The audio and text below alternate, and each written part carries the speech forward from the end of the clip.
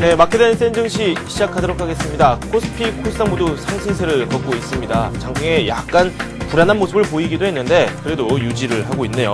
코스피가 1887을 기록하고 있고요. 코스닥은 527 현재 가리키고 있습니다. 수급 주체별로 어떤 흐름을 보여주고 있는지 그리고 업종 현황까지 저희가 꼼꼼히 살펴보도록 하겠습니다. 화면 함께 보시죠. 네, 개인이 시장을 주도하고 있고요. 외국인들의 매도가 이어지고 있습니다. 기관 쪽에서는 약간 눈치를 좀 보고 있습니다. 코스닥 같은 경우는 외국인과 개인이 열심히 매수를 하고 있지만 기관 쪽에 매물이 나오고 있는 상황입니다. 양시장이 각각 다른 흐름이 나오고 있습니다. 프로그램 쪽에서는 차익거래, 비차익거래 모두 매도가 나오고 있고요. 최근 들어서 프로그램에 매물이 나오고 있어서 매수차익 잔고에 대한 우려가 조금씩 나오고 있는 상황입니다. 원달러 환율은 5원 70전 내리면서 1119원 60전에 현재 장이 진행 중에 있습니다. 업종별 흐름 한번 살펴보도록 하겠습니다. 대형주 그리고 소형주의 흐름이 괜찮고요. 상대적으로 중형주가 부진한 모습입니다. 0.5% 내리고 있는데요. 운송 장비 업종이 강세를 보여주고 있습니다. 기아차가 역시 대단합니다. 현재 8.9% 넘게 급등을 하고 있고요.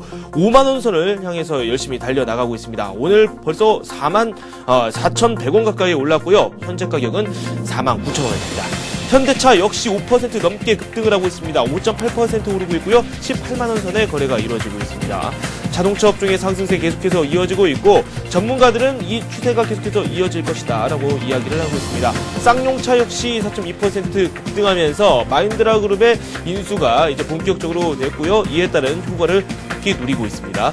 현대모비스 역시 3.3% 급등하면서 자동차 완성차 업체들의 강세가 부품주로 이어지고 있다는 사실을 그대로 보여주고 있습니다. 만도가 실적 우려 때문에 좀 급락을 했었는데 다시 만회를 하고 있네요. 3% 급등하면서 13만 3,500원 선의 거래가 이루어지고 있습니다. 동양기전과 S&T모터스 역시 강세를 보여주고 있습니다.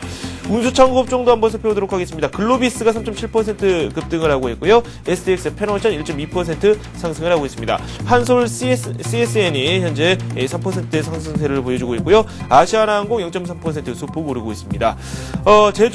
이 밖에 좀 많이 하락하고 있는 종목 한번 살펴보도록 하겠습니다. 건설업종 쪽이 좀 부진한데요. 건설업종 쪽에서는 현재 계룡건설이 2%대 낙폭을 보여주고 있고요. 두산건설 역시 비슷한 흐름을 보여주고 있습니다.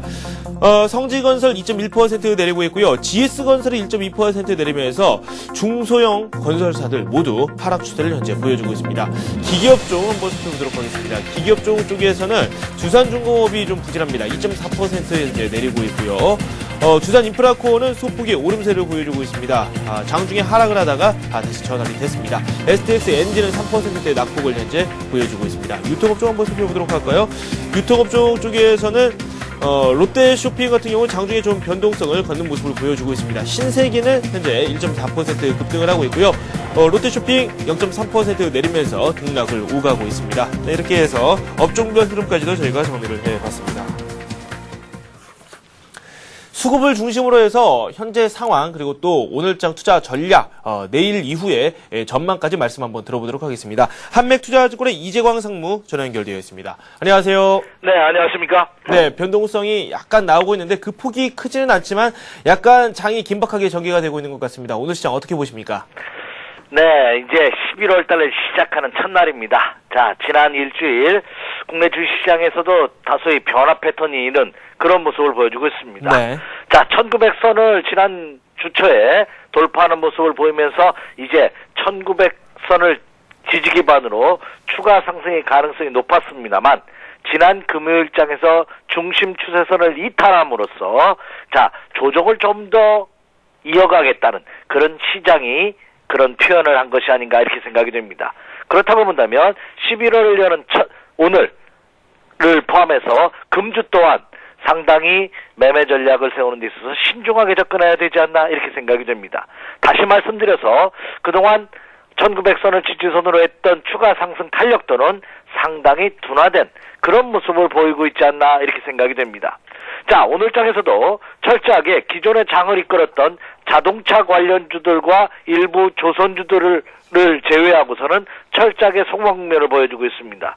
이미 말씀드린 바와 같이 1900선을 지진으로 해서 대망의 2000포인트를 돌파하기 위해서는 삼성전자가 이끄는 반도체 관련주들의 상승과 그동안 상승폭이 없었던 철강이라든지 은행주들이 장의 주도주로 부각돼야지만 대망의 2000포인트 돌파 가능성이 있다 하는 말씀을 드렸는데 이들 종목군들이 그쵸 여기서 상승 전환하기에는 다소의 시간이 필요하지 않나 이렇게 생각이 됩니다.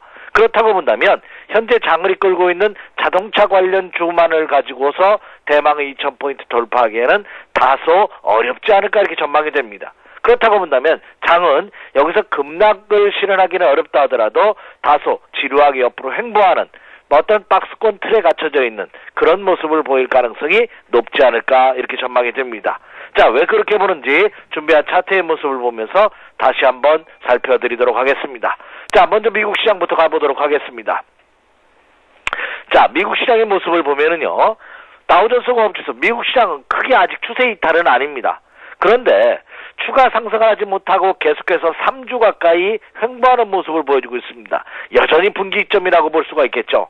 다우존스 공업지수도 만약에 순간적으로 이 라인 11,000 한 50포인트 라인 11,50포인트 라인이 붕괴된다면 오히려 이것은 한 번 더 다소의 조정을 예상해야 되는 그런 모습이 아닌가 이렇게 생각이 됩니다.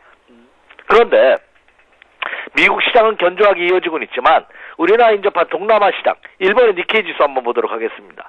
일본의 니케이 지수도 물론 여기서 이미 상당폭 조정을 받은 라인이기 때문에 여기서 뭐 급락할 가능성은 상대적으로 적어 보입니다. 왜냐하면 여기서 추가 하락할 경우에는 일본 니케이 지수 9,100포인트에서 9,200포인트 라인이 지선입니다. 자, 지금 현재 9,177포인트로 일본의 니케이 지수도 9,100포인트와 200포인트 사이에서 소강면을 보여주고 있기 때문에 추가 하락을 하면은 그렇죠. 저점 매수세가 형성될 가능성은 높습니다만 그러나 상승할 때에서 상승하지 못하고 추가 조정을 받고 있는 상황이기 때문에 역시 9,100에서 9,200포인트 라인에서 다소 물량을 소화하는 그런 과정이 예상되고 있지 않나 이렇게 생각이 됩니다. 자, 그러면 중국 시장도 한번 보도록 하겠습니다. 자, 그동안 전 세계 시장에서 가장 강한 상승 탄력도를 보였던 것이 중국 시장인데 중국 시장도 부담을 느끼고 있습니다. 연속 상승, 단기 급등에 따른. 그렇다고 본다면 중국 시장도 21선이 올라오고 있기 때문에 21선과 만나는 시점에서 이렇게 물량을 소화하는 그런 모습이 필요하지 않을까 이렇게 생각이 됩니다. 자, 그럼 이제 국내 시장도 한번 보도록 하겠습니다. 자, 제가 지난 금요일장 이 시간을 통해서 지난 주를 마감한 금요일장에서 국내 시장의 체크 포인트가 1890포인트다 하는 말씀 드렸습니다. 왜 그러냐면, 자, 이 국내 시장도 여기서부터 여기까지가 1차 상승 국면입니다. 정확하게 한번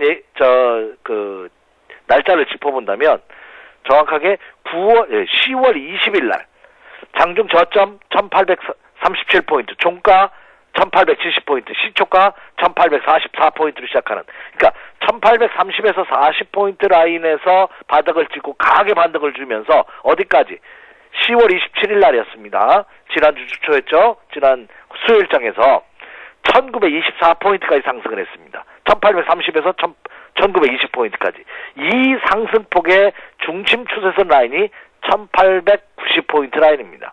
그래서 만약에 이것이 붕괴된다면 이제는 1900포인트 라인에 이제 물량대로 작용을 합니다. 그렇다고 본다면 국내 시장도 추가 상승을 바로 하기에는 다소 시간이 걸리지 않을까 이렇게 생각이 됩니다. 물론 하락할 때마다 국내 시장도 워낙 단단한 저점 매수력이 형성되고 있기 때문에 크게 급락의 가능성은 없습니다. 모두 언급해드린 바와 같이 삼성전자라든지 포스코가 이끄는 철강이라든지 KB금융이 이끄는 은행주들이 그동안 장기 조정을 받았기 때문에 크게 하락할 가능성이 없습니다. 그래서 여기서 뭐 급락으로 이어질 가능성은 없지만 상대적으로 상승하기에도 그렇죠 다소의 기간 조정이 좀 더 필요한 모습이 아닌가 이렇게 생각이 됩니다. 그래서 여기서 추가 상승을 예상하셨던 분들이라면 시간을 좀 더 늦춰가시기 바랍니다. 저도 1890선이 붕괴되는 모습을 보임에 따라 매매 전략은 그동안에 적었던 좀 더 적극적인 매수 전략을 취했다고 본다면 이제는 좀 더 보수적인 상황에서 상승 전환을 확인하고 매수에 들어가는 그런 매매 전략이 필요하지 않을까 이렇게 생각이 됩니다. 그렇다면 국내 시장은 금주와 다음 주에 걸쳐서 다음 주가 또 옵션 만기가 있죠. 그리고 금주도 FOMC 회의를 포함해서 굵직굵직한 그 경제 지표들이 발표를 앞두고 있는 시점입니다.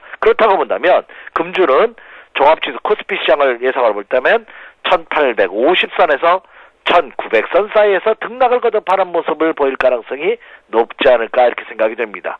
주식 투자는 확률의 게임이라고 그랬습니다. 현재 시점에서 바로 상승할 가능성이 상대적으로 적은 그런 모습을 보여주고 있기 때문에 지금장은 좀 더 철저하게 종목을 엄선하고 그리고 매수 타이밍을 철저하게 확인한 다음에 들어가는 그런 매매 전략이 필요하지 않나 이렇게 생각이 됩니다. 오늘도 아침 시작과 개파락했다면 반등을 줄 것입니다. 그러나 오늘도 아침 시작과 갭 상승 출발했기 때문에 오늘도 상당히 어려운 날이 될 가능성이 높지 않을까 이렇게 생각이 됩니다. 자, 이런 어려운 장에서는 제가 이미 언급을 해드렸습니다. 그 저점과 고점을 맞추려고 그리고 그 엄선된 종목을 선정하려고 그렇죠. 애쓰실 필요는 없지 않나 이렇게 생각이 됩니다. 왜냐하면 지금 장 상황이 이렇게 혼조 양상을 보여주고 있기 때문에 이런 장에서는 좀 더 보수적으로 접근하면서 방향성이 결정될 때까지 기다리는 그런 매매 전략이 필요하다 이렇게 말씀을 드립니다. 그럼 결론적으로 말씀드려서 금일을 포함해서 금주와 다음 주까지는 종합지수가 상승을 하면 되밀리고 개파락하면 반등을 조금 주는 이런 어떤 박스권 틀에 갇혀져서 지루한 횡보 국면을 보일 가능성이 높다 이렇게 말씀을 드립니다. 그래서 그 점을 염두에 두시면서 철저하게 지금장은 상승시 추격 매수 자제 그리고 상승할 때는 일부 좀 현금화해서 현금과 주식 비중을 한 5대5 정도로 가지고 가는 것이 바람직하다 이렇게 말씀을 드립니다. 네, 현금과 주식 비중을 5대5 이렇게 절반씩 좀 가져가 보자라고 말씀을 해주셨습니다. 그래도 시장을 노리기 위해서는 분석을 좀 잘해야 되겠죠. 수급을 중심으로 우리 시장 어떻게 돌아가고 있는지 한번 찾아보도록 하죠. 네, 한번 살펴보도록 하겠습니다. 자, 이제 10월 달을 마무리했습니다. 사실 11월 달에는 네. 자, 이번 주에는 미국의 중간 선거도 있고 해서 오히려 미국 시장 견고한 모습입니다만 중간 선거가 발표된 이후 민주당이 다시 득표를 할지 아니면 새롭게 공화당이 득표를 할지 그것은 알 수는 없습니다. 네네. 하지만 오히려 이 중간 선거가 끝난 이후에는 다시 미국 시장도 소강면을 보일 가능성이 높지 않을까 이렇게 전망이 되거든요. 네. 그런 점을 염두에 둔다면 자, 국내 시장에서 외국인 투자가들과 국내 기관 투자가들이 지난 일주일 동안 어떤 모습을 보였는지 한번 살펴봄으로써 국내 시장의 전략을 세우는 데 참고하시기 바랍니다. 네. 자, 지난 일주일 동안 10월을 마무리하는 마지막 주간입니다. 지난 일주일 동안 기관과 외국인이 국내 코스피 시장에서의 매수 상위 종목을 보면은요. 외국인 투자가들이 현대모비스를 가장 많이 매수했네요. 1660억. 그 다음에 삼성전자, 현대중공업, 기아차, 현대차를 매수하는 그런 모습을 보였습니다. 물론 삼성전자에 대한 러브콜이 지속적으로 이어지고는 있습니다만 그러나 그 이외의 종목은 철저하게 자동차와 조선주에 국한되고 있다는 겁니다. 그러면 외국인 투자가들의 입장에서 본다면 새로운 종목, 그동안 낙폭 과대됐던 종목군들의 입질 매수세는 이어졌지만 지난 일주일간의 매매 동향을 보면 기존의 전통 우량주에 대한 매수를 지속하는 수준에 그쳤다 이렇게 판단이 됩니다. 자, 국내 기관 투자가들의 모습도 한번 보죠. 국내 기관 투자가들은 상대적으로 그동안 낙폭이 과대됐던 종목에 대한 매수를 지난 10월달 뿐만 아니라 지난주에도 지속하는 모습을 보였습니다. 국내 기관 투자가들 같은 경우에는 GS건설을 필두로 해서 삼성엔지니어링, 대림산업, 삼성물산, 기아차를 매수했는데 국내 기관 투자가들은 철저하게 건설주에 집중되는 그런 모습을 보였네요. 그리고 기아차를 그래도 꾸준히 매수하는 그런 모습을 보였습니다. 자, 그렇다면 지난 일주일 동안 국내에 투자하고 있는 세력들, 소위 말해서 기관과 외국인 투자가들의 모습을 보면은요, 철저하게 신규 종목보다는 기존 전통 무량주였던 자동차와 그리고 바닥 탈출 신호의 모습을 보이는 건설주에 집중된 모습을 보여줌으로써 신규적으로 지난 일주일 동안은 신규 매수 종목에는 상당히 저조한 모습을 보였다. 그렇다고 본다면 기관과 외국인 투자가들도 새로운 종목군들이 장의 주도주로 부각되기 위해서는 다소 시간이 걸린다는 전제하에 기존 전통 주도주로 매수 전략을 펼치는 그런 모습을 보였다. 이렇게 말씀을 드릴 수가 있겠습니다. 자, 다음으로서는 코스닥 시장도 한번 보도록 하겠습니다. 자, 코스닥 시장에서 기관과 외국인 투자가들의 매수 동향을 보면은요, 코스닥 시장에서 외국인 투자가들은 셀트리온을 가장 많이 매수했네요. 그 다음에 실리콘웍스, 메가스터디, 크루셀텍, 성광밴드를 매수하는 모습을 보였고요. 국내 기관 투자가들 같은 경우에는 KH마텍을 필두로 해서 CJ오쇼핑, 차바이오엔, 성우하이텍, 디텍 시스템을 매수하는 그런 모습을 보였습니다. 상대적으로 비중을 본다면 물론 거래 비중을 보면 기관과 외국인 투자가들은 전통적으로 코스피 시장에 매수량을 더 집중합니다. 그런데 지난 일주일 동안의 매매 동을 보면 상대적인 강도로 본다면 코스피 시장보다는 코스닥 시장의 매수 강도를 높이는 그런 모습이 나타났지 않나 이렇게 생각이 됩니다. 그렇다고 본다면 상대적으로 시가총액 비중이 높은 코스피 종목보다는 코스닥 종목에 대한 비중을 좀 늘려갔다는 것을 감안해 본다면 금주에도 종합지수의 추가 상승보다는 어떤 횡보 국면을 예상한 종목별 투자 전략을 기관과 외국인 투자가들은 세우고 있는 것이 아닌가 이렇게 생각이 됩니다. 수급별로 저희가 또 내용을 살펴봤고요. 네. 그렇다면 오늘장에 맞는 그런 전략을 또 세워봐야 되겠죠. 관심 네. 종목으로 한번 저희가 그 관심을 압축시켜 보도록 하죠.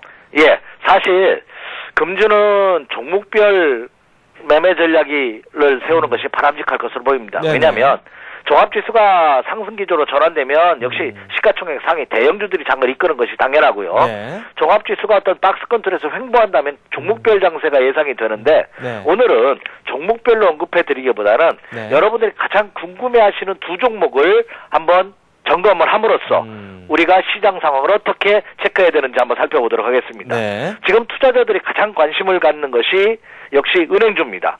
과연 국내에도 이제 출구 전략의 가능성, 연말 금리 인상의 가능성이 제기되고 있는 가운데 은행주들이 지금 소강면을 변치 못하고 있습니다. 다시 말해서 침체 국면에서 벗어나지 못하고 있는데 그렇다면 이 KB금융과 삼성전자의 모습을 한번 살펴봄으로써 국내 시장을 한번 체크해 볼 수 있지 않나 이렇게 생각이 됩니다. 그래서 금주와 다음 주까지는 어떤 박스권 트레저가 갖춰져 있는 횡보 장세를 예상한 가운데 매매 전략을 세우십시오 하는 말씀을 드렸죠. 근데 의외적으로 오늘장과 같이 종합지수가 소강면 속에서도 자동차 관련주들이 강세를 보인다는 점은 그러면 금주와 다음 주에도 이런 모습이 나타날 가능성이 크지 않을까 이렇게 생각이 됩니다. 그래서 오늘장 한번 살펴볼 종목은 KB금융과 삼성전자를 한번 살펴드리도록 하겠는데요. 먼저 KB금융부터 보도록 하죠. 사실 이 KB금융은 제가 부연 설명할 필요는 없습니다. 국민은행 등 8개의 자회사를 보유한 국내 최대 금융 지주회사죠. 그리고 여전히 실적이 좋지 않습니다. 이번에 또 3,000명이 넘는 명예퇴직을 신청을 해서 이에 따른 또 손실이 예상이 됩니다. 그렇지만 이번 4분기를 저점으로 해서 내년 1분기부터는 실적 개선이 예상이 되고 있습니다. 또한 판관비가 10% 감소하는 등 순익 증가폭이 개선될 전망이 나타나고 있고요. 또한 가격적으로 본다면 장기 조정을 받아서 가격 메리트가 큰 그런 모습입니다. 자, 그렇다면 이 KB금융 한번 차트의 모습을 보면서 다시 한번 살펴드리죠. 자, 이 KB금융의 움직임이 곧 종합지수의 움직임과 비슷하게 움직인다고 생각하시면 됩니다. 한번 보십시오. 이미 제가 이 시간을 통해서도 이 KB금융은 가격의 조정과 기간의 조정을 충분히 받았다는 말씀을 드렸습니다. 자, 그렇다면 이 종목이 어떻게 움직일 가능성이 높냐? 이미 주가는 바닥이라고 보입니다. 5만 원대 이하권대에서의 분할 매수 전략은 변함이 없다고 보이는데요. 그러나 이 종목이 주도주로 부각되면서 다시 치고 가기 위해서는 이미 일찍 상승했다가 52,000원대의 지지선이 붕괴됐기 때문에 그러면 5만 원대 밑에서 다시 한번 물량을 소화 과정을 거쳐서 52,000원까지 돌파했다 다시 한번 눌렸다 가는 그럼 본격적인 상승은 이 라인이라고 볼 수 있습니다. 그러면 다소 시간이 필요하지 않나 이렇게 생각이 됩니다. 이 기간이 아마 짧게는 한 2주, 길게는 한 4주 정도 걸리지 않을까 이렇게 전망이 됩니다. 그러면 결과적으로 말씀드려서 이 KB금융에 매수 관심을 갖고 계시는 분이라면 5만 원 이하권대에서 서서히 분할 매수하는 그런 매매 전략은 가능할 것으로 보이지만 바로 상승 전환을 의미한다기보다는 한 차례 상승했다가 다시 한번 눌리는 그런 과정이 필요하다 이렇게 생각이 됩니다. 그래서 KB금융에 대한 매매 전략은 5만 원 이하권대에서의 이 분할 매수 전략은 가능하지만 그 시기를 한 2주에서 4주 정도의 텀을 가지고 접근하는 그런 전략이 필요하다 이렇게 말씀을 드립니다. 자, 다음으로서는요. 삼성전자도 한번 살펴보도록 하겠습니다. 삼성전자도 제가 이 시간을 통해서 여러 차례 언급을 해드렸습니다. 바로 치고 가기에는 현재 여건은 충분하지는 않다. 하지만 삼성전자도 KB금융과 마찬가지로 주가는 이미 바닥 국면을 찍고 있는 그런 모습을 보여주고 있다 이렇게 말씀을 드립니다. 삼성전자 제가 부연 설명할 필요가 없을 정도로 대한민국을 대표하는 전 세계 IT, 글로벌 IT 대표주자라고 할 수 있죠. 실망스러운 3분기 실적이 나타났습니다. 그러나 이미 주가라는 것이 실적을 선반영한다고 본다면 이미 실적 악화에 대한 우려감은 이미 주가에 반영됐다 이렇게 보시고 저도 조정은 마무리 국면에 들어간 것이 아닌가 이렇게 생각이 됩니다. 그런데 3분기 실적에서도 우리가 체크해야 될 사항은 가전업체들은 특히 TV라든지 이런 것들은 실적이 안 좋았습니다. 그리고 4, 4분기도 실적이 안 좋을 전망입니다. 하지만 메모리와 스마트폰 시장에서의 점유율은 높아지고 있는 모습을 보여주고 있습니다. 그렇다고 본다면 향후 올 4, 4분기를 지난 이후 내년 1, 4분기부터는 실적이 긍정적으로 나타날 가능성이 높지 않을까 이렇게 생각이 되고 있거든요. 그리고 또 하나는 이 종목도 장기 조정을 받은 가격적인 메리트를 갖고 있다는 점입니다. 차트 한번 보도록 하겠습니다. 삼성전자가 지난 4월 초에 87만 원을 고점으로 해서 한 6개월간의 가격의 조정, 그리고 최근 기간 조정의 모습을 보이고 있습니다. 제가 75만 원을 추구로 한 시점이 어느 정도 주가는 바닥 국면이라고 생각한다는 말씀드렸죠. 그렇다면 지금 75만 원이 붕괴해서 지금 74만 5천 원, 74만 원대에서 맴돌고 있는 그런 모습입니다. 네. 더 이상 하락하지 않고 하락할 때마다 매수선이 형성되면서 현재는 소폭 강보합 수준 플러스 1, 2천 원 하다가 지금 보합 수준에 머물고 있는 모습이지만 네. 역시 저점 매수는 살아있는 그런 모습입니다. 자, 그렇다면 삼성전자 앞에서 말씀드렸던 KB금융과 마찬가지로 삼성전자의 주가 향방도 아직은 상승 전환하기까지는 시간이 걸립니다. 네. 그렇다고 본다면 이 삼성전자의 움직임도 역시 75만 원을 추구해서 다소 이렇게 물량을 소화하는 과정은 예상이 됩니다. 그렇다면 여기서 추가 하락의 가능성 상대적으로 적다고 본다면 네. 종합지수는 마찬가지로 다소의 횡보 국면을 보인 다음에 다시 한번 1900포인트 돌파 그리고 대망의 2000포인트 돌파 시도는 할 것으로 예상이 됩니다. 네. 그러면 삼성전자에 대한 매매 전략도 특히 중장기적으로 투자를 한번 하고 계시는 분이라면 네. 마이너스권 때마다 불안 매수로 전략으로 임해 주십시오 이렇게 말씀을 드리고 그 기간은 한 2주에서 4주 정도가 될 것이라는 말씀 이미 드렸습니다. 네네. 그런 패턴으로 접근한다면 좋지 않을까 이렇게 생각이 됩니다. 자, 그럼 결론입니다. 지금의 시장은 초단기 죄송합니다. 네. 초단기 매매 전략, 그러니까 2%에 사는 5% 내외에서 저점에 들어갔다 치고 빠지는 이런 발빠른 투자 전략을 구사하시든지 아니면 내년 1, 4분기 장을 보고서 4, 4분기 때 낙폭 과대된 업종 대표주 중심에서 분할 매수로 접근하면서 내년 장을 보시는, 내년 네. 초장을 보시는 이런 매매 전략으로 접근하시는 것이 바람직하다 이렇게 말씀을 드립니다. 네, 알겠습니다. 지금까지 한맥투자증권 이재광 상무와 함께 오늘 시장 투자 전략 그리고 앞으로의 시장 전망까지 한번 말씀을 자세하게 들어봤습니다. 도움 말씀 대단히 고맙습니다. 네, 감사합니다. 네.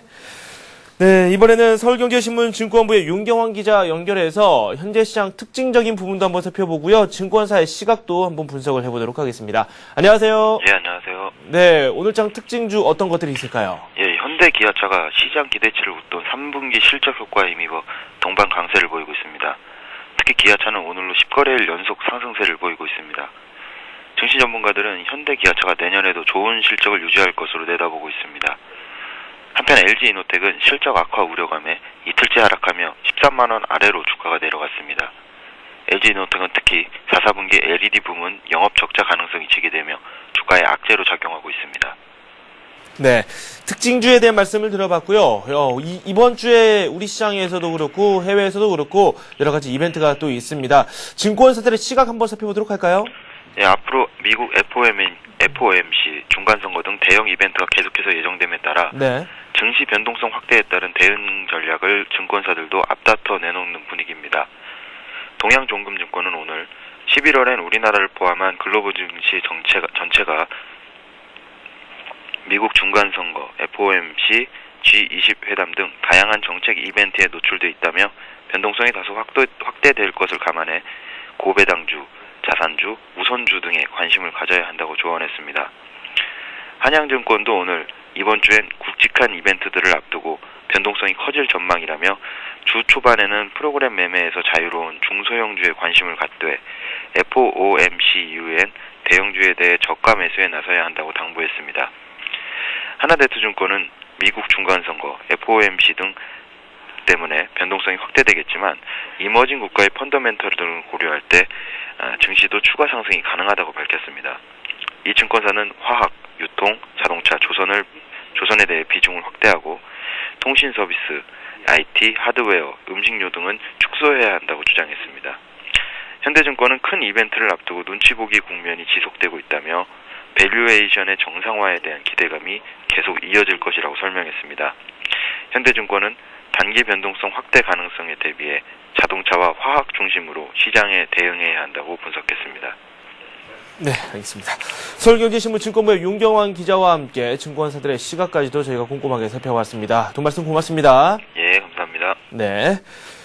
네, 잠시 후에는 여러분께서 직접 참여하실 수 있는 코너가 기다리고 있습니다. 정양환 전문가와 함께입니다. 투자 해오소 시간인데요. 여러분께서는 전화로 참여 신청을 하실 수 있습니다. 서울 전화고요. 3153-2611번, 2619번으로 전화를 주시면 되겠습니다. 서울경제TV 홈페이지 게시판을 통해서도 상담 요청을 하실 수 있습니다. 저는 잠시 후에 뵙겠습니다.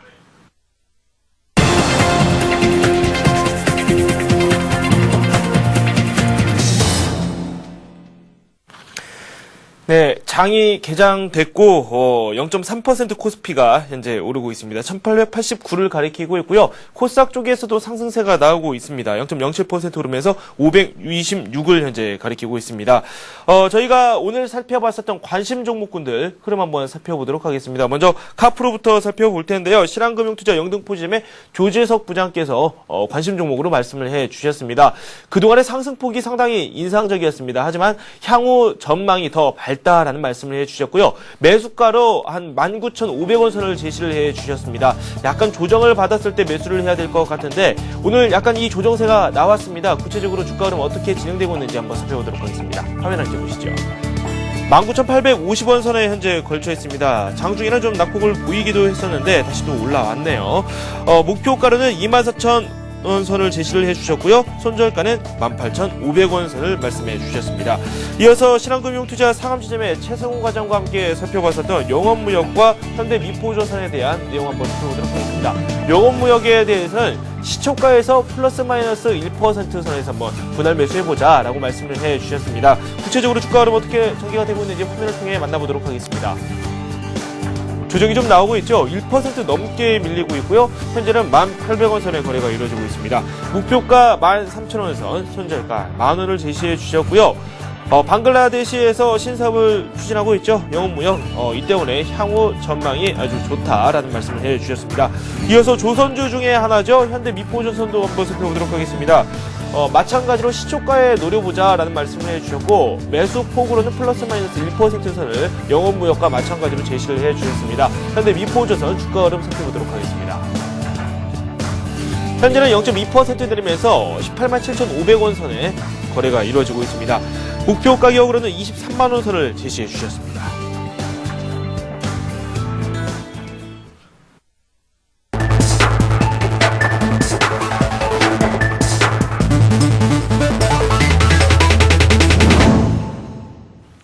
네, 정양환 전문가와 함께합니다. 투자 해우소 시간인데요. 여러분께서 직접 참여하실 수 있습니다. 서울 전화 3153-2611번 그리고 2619번으로 전화를 주시면 되겠습니다.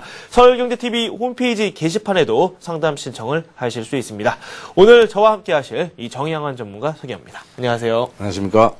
네, 상승세가 좀 약하게 나오고 있어요. 외국인들의 매도세가 계속해서 이어지고 있는데 현 상황에 대한 말씀 좀 부탁드리죠. 네, 지금 오늘은 외국인들이 좀 팔고 있습니다. 네. 개인들이 사고 있고 기관들은 관망세 내지 조금 팔고 있는데요. 네. 이 시장은 지금 제가 보기에는 일정 부분 어떤 그 시장의 어떤 그 소화 부분에서 물량 부분에서 소화 부분에서 조금 어떤 조정을 받고 있다고 생각하고요. 지금 흐름 괜찮고 오늘은 특징주로는 기아차가 지금 49,000원까지 급등하는 자동차 관련주, 운수 장비 관련주들이 좀 급등하고 있다. 시장에 선방을 하고 있다. 이렇게 보였습니다. 그래서 종목 시가총액 상위 종목들은 조금 조정받고 있지만 시장은 괜찮다.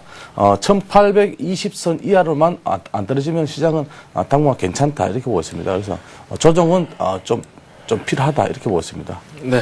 조정이 좀 필요하다라는 말씀을 해주셨는데 밴드폭을 어느 정도로 두고 장을 대응하는 게 좋을까요? 네, 밴드폭은 대체로 보면 지금 제가 좀 전에 말씀드렸던 지금 코스피로 보면은 한 1,830에서 40, 20 사이에서는 지지가 나와야 된다. 그건 제가 보기에는 지금 강한 종목들은 지금 이제 운수장비 쪽인데요. 이런 종목들 역시 조선주도 흐름은 조금 조정 구간이지만 괜찮다. 그렇지만 밴드 구간은 제가 보기에는 1840선을 지지선 한번 보시는 게 좋을 듯 합니다. 1840선을 지지하는지 여부를 한번 잘 살펴보자라는 말씀을 들어봤습니다. 저희가 종목 상담 현재 신청을 받고 있습니다. 전화가 들어왔는데요. 먼저 전화를 받아보도록 하겠습니다. 안녕하세요. 여보세요? 네, 반갑습니다. 여보세요? 네, 안녕하세요. 아, 예. 안녕하세요. 네, 반갑습니다. 네, 고맙습니다. 저가요, 현대 상사를 25,450원에 한 20% 정도를 샀어요. 네, 잠시만요. 현대 상사인가요? 아니면 현대 상선인가요? 상사로 제가 신청을 했는데요. 네, 현대 상사를 매수를 하셨고, 예, 네, 얼마에 매수하셨다고요? 25,450원. 25,450원. 비중은 어느 예, 정도 예. 되십니까? 25,450원에 매수하셨고, 비중은 어느 정도 되시죠? 예, 20% 정도 샀어요. 20%요? 네. 예. 예, 알겠습니다. 저희 어떤 점이 가장 궁금하세요? 저 가격이 사자마자 자꾸 떨어져서, 이거를, 네. 얼마만큼, 바라보고 기다려야 되는 건지 아니면은 또 그냥 이거를 빼버리는 게 옳은지 판단이 네. 안 서더라고요. 그래서, 네. 타비신 분들한테 좀 여쭤보고 결정을 내리려고요. 네. 그러면요, 일단 예. 매수를 언제 하셨는지 말씀 좀 해주세요.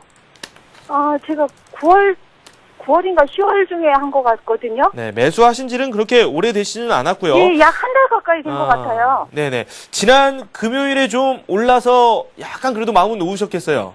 예, 그 정도 비슷하게 왔어요. 그렇죠. 네네. 알겠습니다. 저희가 목표가도 한번 세워드리고요. 예. 접근 전략도 한번 설명을 드릴게요. 비중은 한 20% 가지고 가신 거는 굉장히 잘하셨거든요. 네. 네네. 한번 저희가 상담을 해드리겠습니다. 네, 고맙습니다. 네, 감사합니다. 네. 네, 현대상사는 지금 조정권 거치고 사실은 상승 구간입니다. 그래서 우리 시청장님이 너무 걱정하실 필요는 없고요. 오늘은 약세 흐름이지만은 지금 현대상승 같은 경우는 좀 상승 구간이다 이렇게 보시면서 좀 상방적으로 보시는 게 좋고요.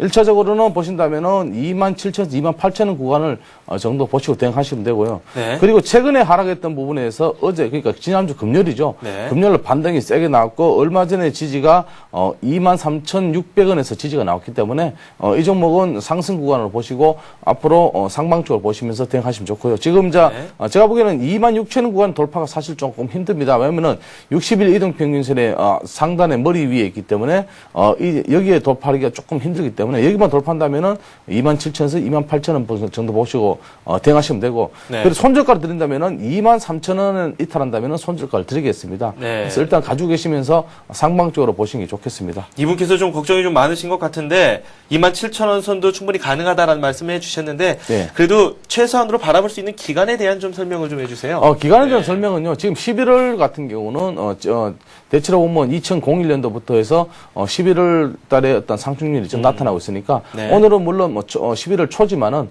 11월 입문인데요. 제가 보기에는 11월 달 정도 되면 이번 달 안에 충분히 상승하지 않을까 이렇게 생각 들고 있습니다. 네, 알겠습니다. 말씀 잘 들으셨나요? 예, 고맙습니다. 근데 한 가지만 더 여쭤봐도 돼요? 네, 얼마든지 여쭤보십시오.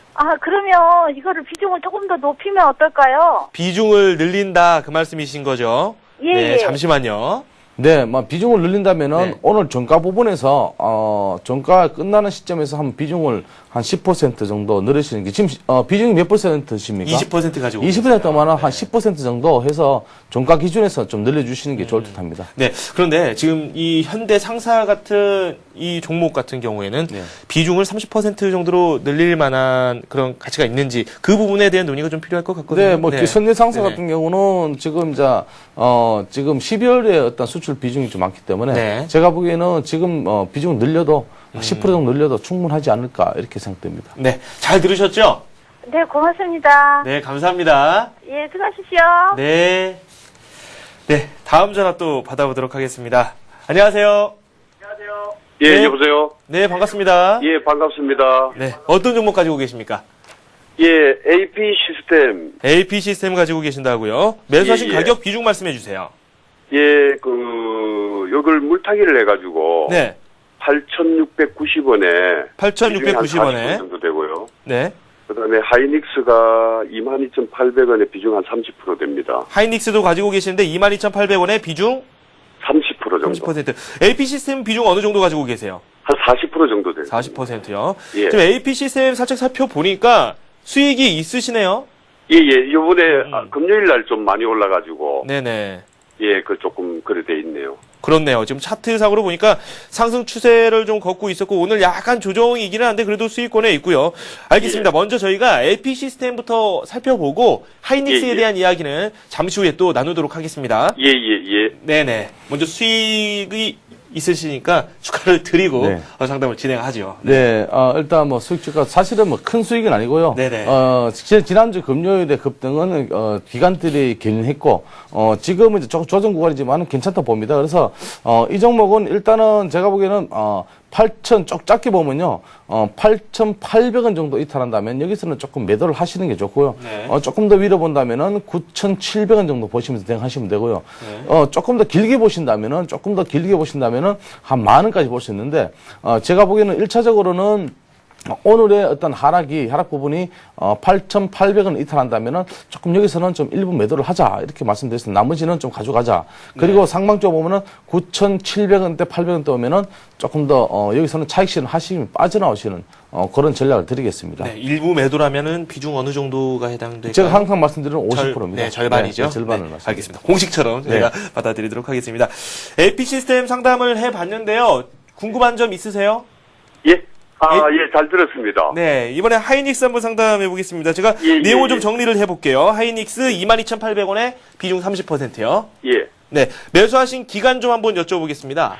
저기 지금 정확하게는 모르겠는데 한 몇 개월 된 것 같아요. 네, 몇 개월 정도 되셨고 그동안 좀 올랐다 내려갔다 복잡했죠? 예. 네, 알겠습니다. 한 하이닉스는 어떤 점이 5개월 궁금하세요? 정도 목표가인가요? 예? 목표가가 궁금하신 건가요? 예, 아니, 그래, 너무 지금 보니까, 네네. 이게 지금, 뭐, 이렇게 올라가지도 안 하고, 자꾸 이렇게, 너무 오래도록 머물고 있어서, 네네. 다른 걸 갈아타면 어떡하, 안 그렇다, 좋다 하니까, 네네. 또 이렇게 좀 가져갈까, 지금 네. 그게 좀 궁금했어요. 네. 앞에서 저희가 하이닉스에 네. 대한 이야기를 나눴을 때는 하이닉스 뭐 내년 2분기쯤 가야지 실적적으로 좀 좋게 장이 전개가 될 것이다. 이런 말씀을 해 주셨는데 워낙 예. 주가 자체가 저평가되어 있습니다. 그렇기 때문에 너무 걱정은 하지 않으셔도 될 것 같은데 정영환 예. 전문가께 한번 여쭤보도록 하겠습니다. 예, 예, 예. 네. 네, 뭐 하이닉스는 분기 최대 실적을 내면서도 주가의 방향성은 조금 하락세에 있다 이렇게 보습니다. 그래서 하이닉스에 대한 측면은 긍정적인 측면과 부정적인 측면을 두 가지를 일단 말씀드리겠는데요. 긍정적인 측면을 보면은 플래시 메모리의 반도체의 어떤 그 하락세가 완만하다. 쉽게 말하면은 태블릿 PC라든지 스마트폰에 대한 앞으로 수요가 급증하면서 랜드 메모리 반도체는 조금 완만하다 이렇게 보고 있습니다. 그래서 조금 완만하게 어떤 하락세를 유지하면서 어느 정도 반등의 시점을 보이고 있고요. 그리고 저 부정적인 측면을 보면은 하이닉스의 D램 가격의 하락이 조금 폭이 크고 있습니다. 그래서 네. D램 가격의 하락은 지금 멈춰지고 않는 실정이고 그래 급락하고 있습니다. 그래서 그런 어떤 측면을 보고요. 그리고 이제 12월에 보면은 대체로 보면은 지금 PC의 어떤 수요가 늘어날 것이다 이런 쪽인 측면도 좀 있습니다. 그래서 지금은 흐름이 약세지만은 하이닉스는 괜찮다 이렇게 보고 있습니다. 그래서 지금 어느 정도의 반영은 됐다 이렇게 보고 있습니다. 그래서 1차적으로는 짧게 보면요 22,000원 지지하면은 만약에 22,000원 지지한다면은 다시 반등할 것이고 22,000원 지지 못한다면은 전 저점인 21,100원까지도 빠질 수 있다 이렇게 좀 보시고요.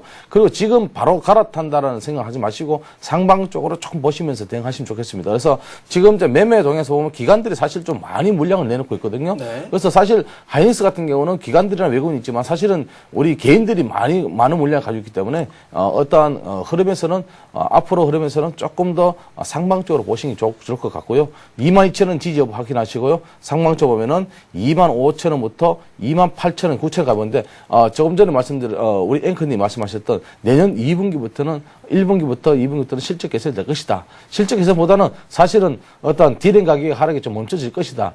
올 연말을 지나면은 반드시 이 종목은 뭐 상승할 것이다. 이렇게 보고 있습니다. 네. 걱정을 좀 덜으셨나요? 예, 예, 예. 잘 들었습니다. 네, 예, 감사합니다. 너무 감사합니다. 네. 예, 고맙습니다. 네, 감사합니다. 네. 두 종목 살펴봤습니다. 정말 바쁘게 저희가 살펴봤는데요. 다음 전화 또 빠르게 받아봐야 되겠죠? 안녕하세요. 네, 안녕하세요. 네, 가지고 계신 종목 말씀해 주세요. 예, 반갑습니다. 네. 덕성이 지금 궁금해서요. 덕성이요. 덕성이요. 네네. 매수 가격 비중 어떻게 되시죠? 비중 한 20% 정도 되고요. 네. 매수 가격이 지금 산대서 한 100원 정도 빠졌는데, 네네. 앞으로 전망이 어떤지요. 그것도 하던데 걔는 이렇게 못 가가지고 제가 나름대로 혼자 그냥 안 오르고 많이 빠져있다고 생각해서 잡았거든요. 네. 덕성 매수하신 가격이 정확히 얼마죠, 그러면요? 예, 제가 알려드릴게요. 잠깐만요. 네네. 덕성을 가지고 계시는데 비중 20% 가지고 계시고 현재가는 3,140원에 거래가 이루어지고 있습니다. 최근 예, 차트를 좀 살펴보니까 많이 내려오긴 했습니다. 3,360원에 매수가가요. 3,360원이요? 예. 저때 네. 조금 약간 움직이는 날 샀거든요. 그렇구나. 그래서 네. 뒤로 빠졌어요. 네, 알겠습니다. 저희가 덕성 상담해 드리겠습니다. 예. 네네.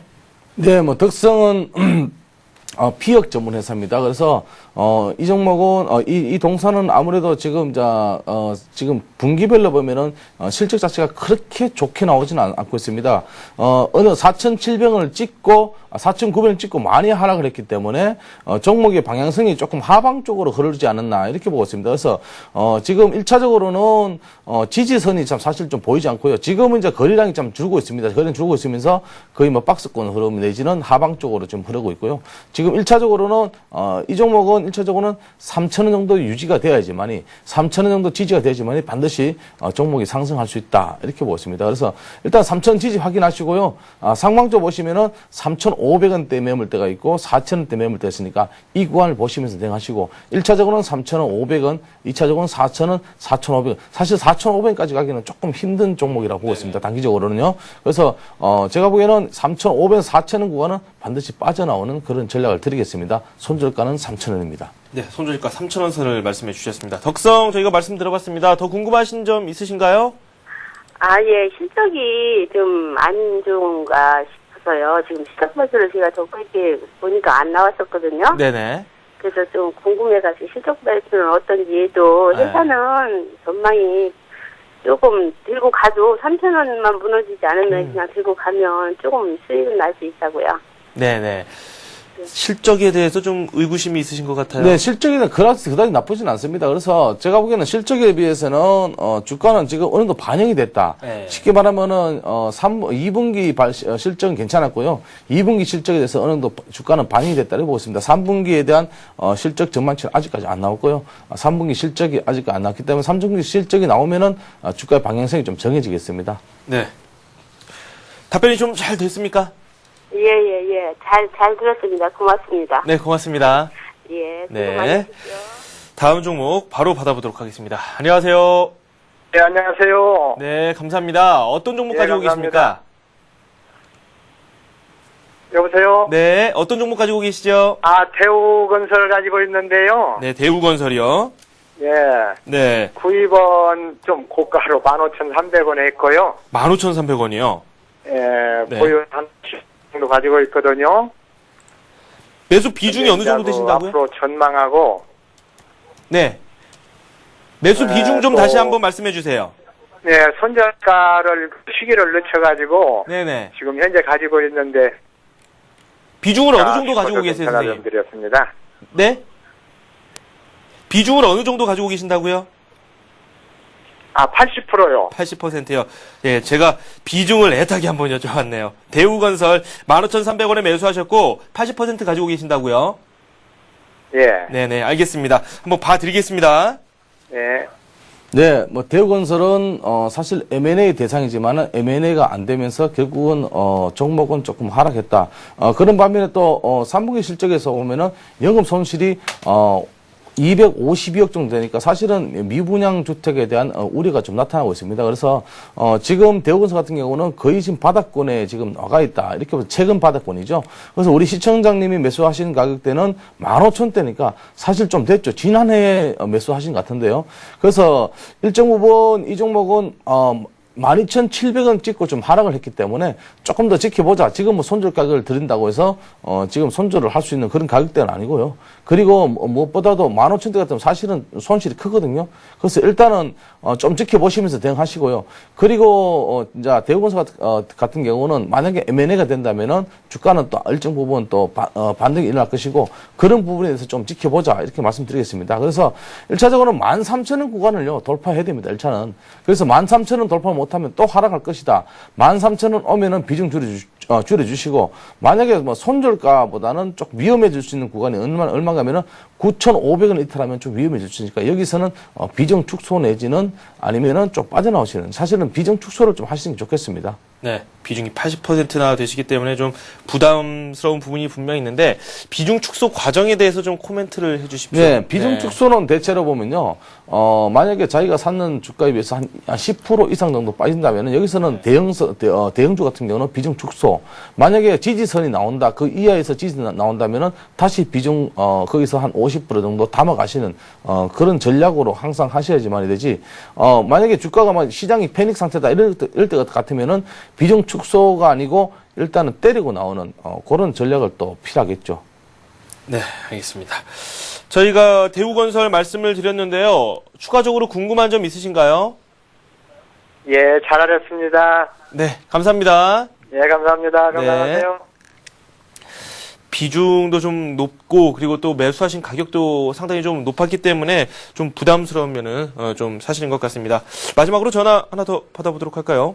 안녕하세요. 예, 여보세요? 네, 반갑습니다.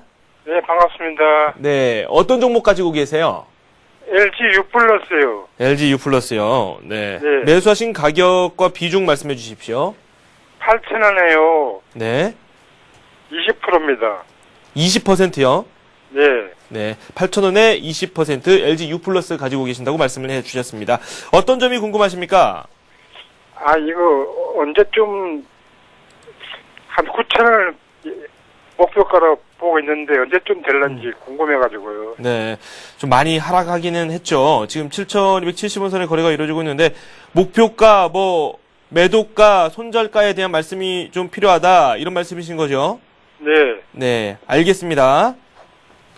LG U+ 지금부터 상담 들어갑니다. 네, LG U+는 실적 부진이 아무래도 주가에 많이 부담을 주고 있습니다. 그래서 지금 LG U+ 같은 경우 통신주들은 SK텔레콤이나 지금 다른 어떤 KT나 종목들은 괜찮거든요. 흐름이 조정을 받고 있지만은 상승의 구간인데 사실은 LG U+만 좀 빠지고 있습니다. 그래서 지금 거의 바닥권에 지금 와가 있고요. 최근에, 그러니까 쉽게 말하면은, 지금 이제 5월 달에 사실 7,100원까지, 7,110원까지 찍었는데, 지금 흐름이 보면 7,210원 거의 하향 추세다. 이렇게 보습니다. 그래서 제가 보기에는 지금쯤, 어느 정도 어떤, 손절을 좀 생각해야 하지 않을까. 이렇게 생각됩니다.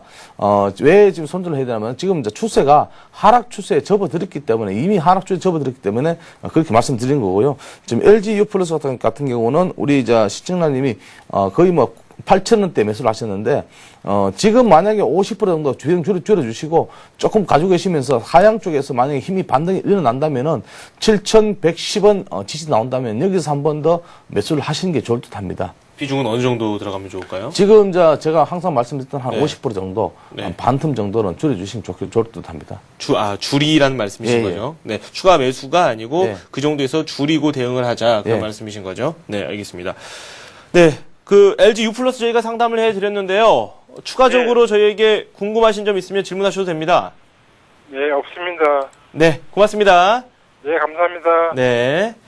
LG U+까지 한번 저희가 살펴봤습니다. 지금까지 정영환 전문가와 함께 이 다양한 종목 저희가 살펴봤습니다. 고맙습니다. 감사합니다. 네, 코스피가 0.6% 오르면서 현재 1895를 기록하고 있고요. 코스닥 같은 경우도 상승세입니다. 하지만 코스피에 비해서는 약간 약한데요. 527을 현재 기록하고 있습니다. 원달러 환율은 6원 80전 내리면서 1118원 50전에 거래가 이루어지고 있습니다. 마켓앤 생증시 지금까지 여러분과 함께 했고요. 저는 내일 이 시간에 다시 찾아뵙겠습니다. 시청해주신 여러분 고맙습니다.